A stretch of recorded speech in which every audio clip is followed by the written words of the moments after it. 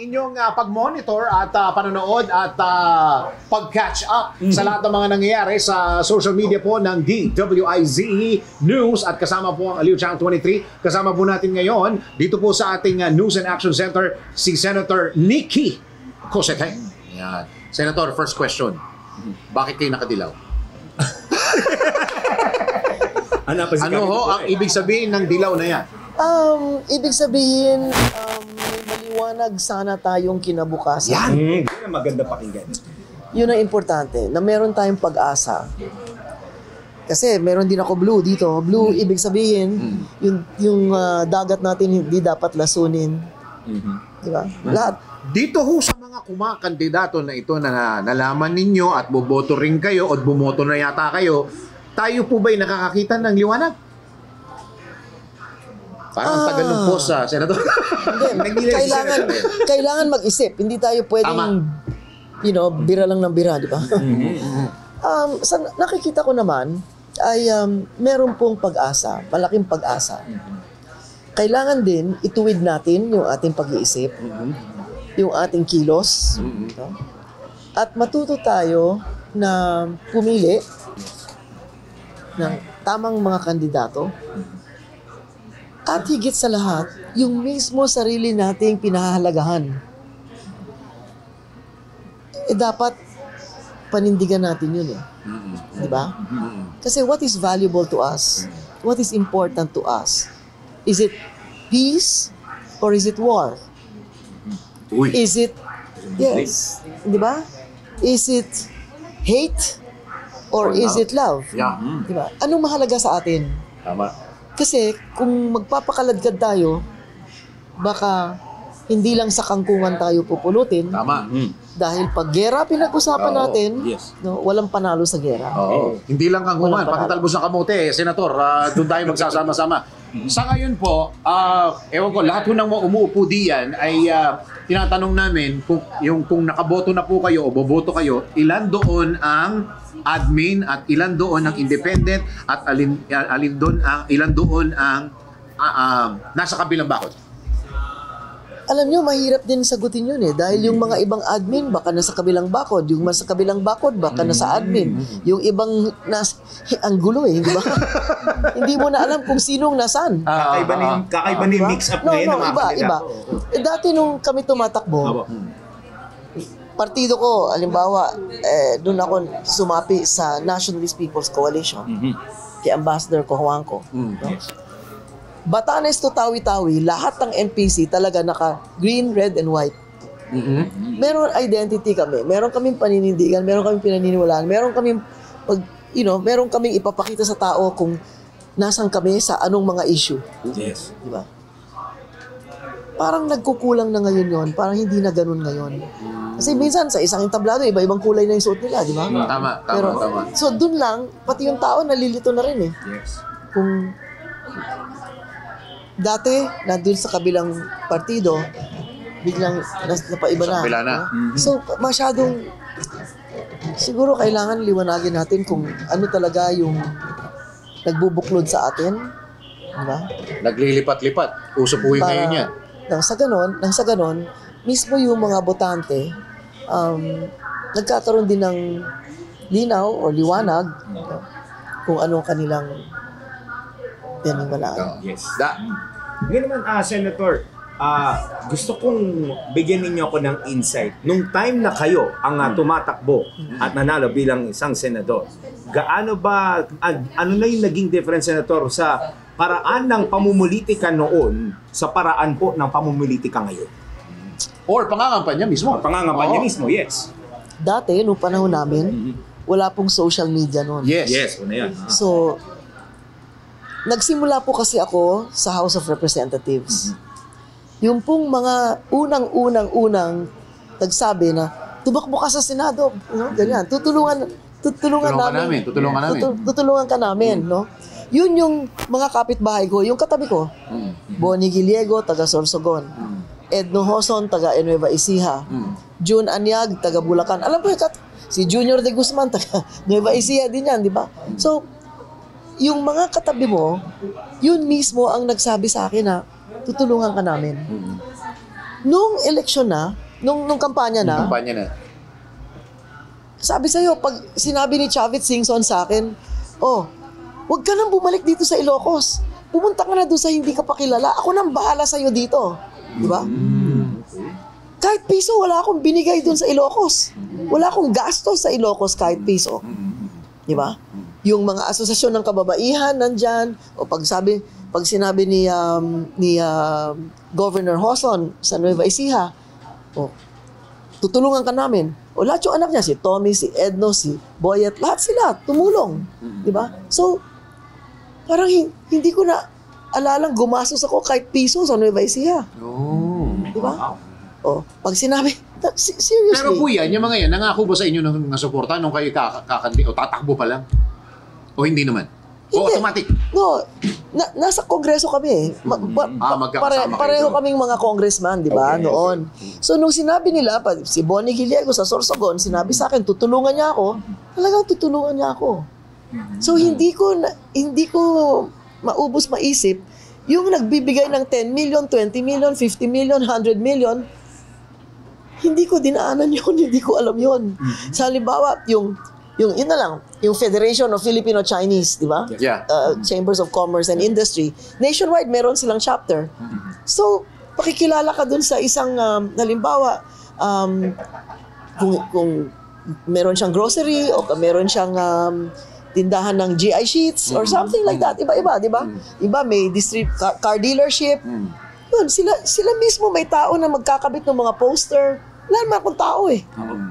Wala akong tao. Sa paglabas po ng social media, Senator, mas humirap ba ang tumakbo o mas dumali ang tumakbo because of social media? Dapat mas madaling tumakbo dahil hindi ka na kailangan pumunta sa liblibang lugar. Yes. Di ba? Nung panahon namin, sila nga, yung mga congressman, di ba? Sila ang punta ka doon sa amin, punta ka doon sa amin. Hanggang umabot na sa kung merong Miss ECE, Mr. and Miss ECE, or Budget, Mr. and Miss Lolo at Lola. Di ba? Mga senior citizen. Yes. Naku, kahit na gaano kalayo, kahit nagbabiyahe ka ng 8 oras by car, gagawin mo. Kahit sa Abra, pupuntahan ko yon. Sa Quezon, sa lahat.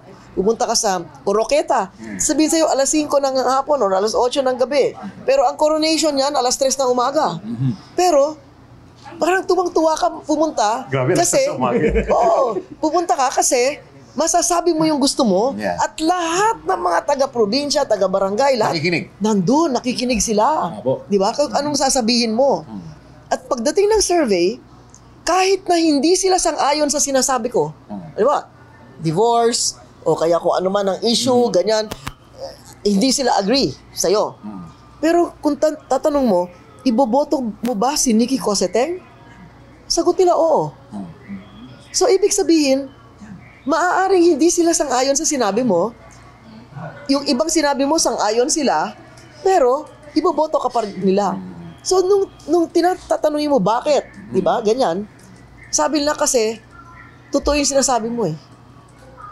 So you give them enough issues, enough things to think about, they will think about it kasi ibig sabihin, may respeto ka sa kanila, may paggalang ka sa kanila, naniniwala ka, meron silang isip, meron silang utak na pwedeng paandarin. Sinasabi ko sa tao eh, kung hindi kayo sumasang-ayon, pag-usapan nyo sa inyong barangay, sa inyong bahay, sa inyong kamag-anak, di ba? Tapos, darating ang panahon, baka mali ako eh. Hindi naman ako laging tama eh. Yes. Di ba? So, pero at least pinag-uusapan. Tama. Hindi yung basta, iboto mo na lang, bahala na si Batman. Hindi ganun. Talagang ikukwento mo. Minsan, babalik pa ako ulit eh. Tama. Kasi, marami pang tanong. Di ba? Hindi mo pwedeng iwanan sila na ganun lang. Kasi, yun lang ang pagkakataon nila na mapakinggan din sila.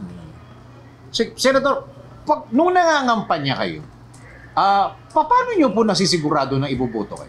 Lalo na sa face-to-face, kausap nyo sila, nakakamayan ninyo, na hinahawakan nyo yung baby, hinahag ninyo yung mga botante.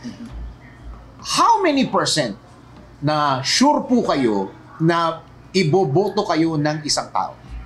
At nakikita ba't nalalaman ba yun? Hindi ka pwedeng maging 100% sure. Okay. Di ba? Okay, yeah. Pero, pagka sinabi sa inyo, makikita mo sa mukha ng tao, pagka sinabi nyo, ma'am, tutulungan ko kayo. Naniniwala ako sa O iboboto ko kayo. iboboto ko kayo. Kasi sa umpisa sa kampanya, hindi pa pinag-uusapan yung boto eh.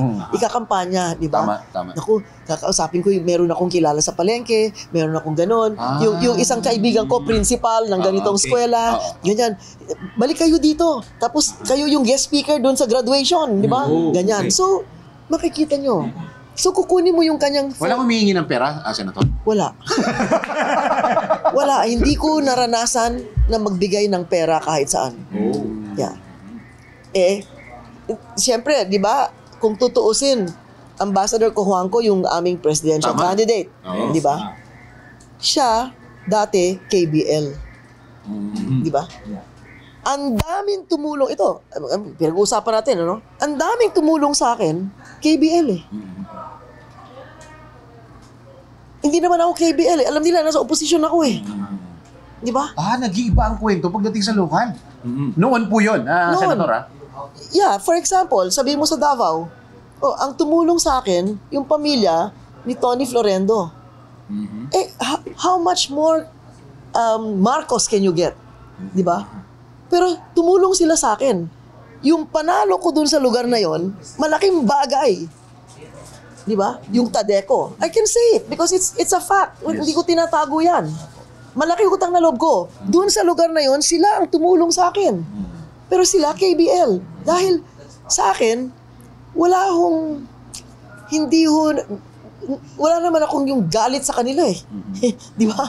Naging kaibigan ko na rin. Magkasama kami sa Congress lahat. Sa Isabela. Di ba yung panahon nun, Albano. Si Rudy Albano yung nandun eh. Si Governor D. Puro Marcos yan eh. Pero sila tumulong sa akin para manalo. Nag-iiba ang istorya. Dahil, nung panahon na yon, si Cory na yung presidente. President Aquino was the president already. Wala na si Marcos nun eh. So, yung mga local leaders na yon, syempre, nandun na sila din kay Mrs. Aquino. Administration na sila eh. Di ba? And, para sa akin, ano ba yung kailangan para umabante yung bayan? Alam nyo yung budget noon? Halos 70% ng budget napunta sa pambayad ng utang eh. Naalala ko, kasi katabi ko si Edno eh, sa likod ko si Edno eh, Hoson. Di ba? Kaming dalawa, bumoto kami ng no sa budget. Bakit? 70% halos. Sa utang. Sa utang mapupunta. Wala na halos mapunta sa taong bayan. Sa bagay, hanggang ngayon During that time. Hanggang ngayon naman, Senator, lubog na lubog tayo sa utang. At nadadagdagan pa. Nadadagdagan pa. Kaya, alam mo yung tao, yung pinakakawawa. So, maraming issues, yun, dinidiscuss namin yun sa barangay. Ngayon, hindi na pinag-uusapan ng issues. Wala na. Issues na lang ng gutom. Nung unang survey, ang lumabas, was it 15 million people na nagsabi na nagugutom sila? Hindi dahil sila nagjejeta, pero nagugutom sila. Di ba? Gutom sila. Pagkatapos, makikita mo rin sa dyaryo, bibili tayo ng fighter jets, 350 bilyong piso. So parang, hindi ko makita yung connection ng gutom sa fighter jets. Mabuti pag-usapan natin kapayapaan. Yes. Dahil dun sa magmula ng 1983 hanggang ngayon, di ba? Walang gera dito. Tingnan mo yung pagkapaligiran natin. Yung mall lang ng SM, 100 mall na eh. Paano mangyayari yan? Kung magulo tayo, walang nangyari sa atin? Imposible. Bakit? Dahil libre na yung college. Yes. Tama. Yung dating mahirap, may anak na, PT na yan sa New York. Accountant na yan sa New Zealand. Di ba? Nurse na yan sa London. So, wag mo sasabihin walang nangyari sa atin. Di ba? Makikita pa rin, mararamdaman. Makikita mo na may nangyari. May progress talaga. Dahil walang gera. Yes. Ngayon, pag-uusapan nyo lagi, gera, away, ganito, bla bla bla. Talagang hidwa, talagang war freak, di ba, lahat. Okay, Senator, wala na Hindi ho tayong pwede masyadong oras. Magpapasalamat muna kami dahil alam namin hindi pa kayo natutulog. Ayo. Sanay na ho ako dyan. Kahit hindi ako kandidato hindi ako kandidato, gano'n na yung buhay ko talaga. Maraming Sanay na salamat, ako dyan. Senator. Thank you At very salamat din sa inyong paanyaya. Aba. At sana maging mapayapa, makabuluhan Ang eleksyon. ang eleksyon. Yan. Maraming salamat. Magbabalik pa po kami sa iba pang makakausap po namin dito po sa special coverage na ginagawa po ng DWIZ. Thank you.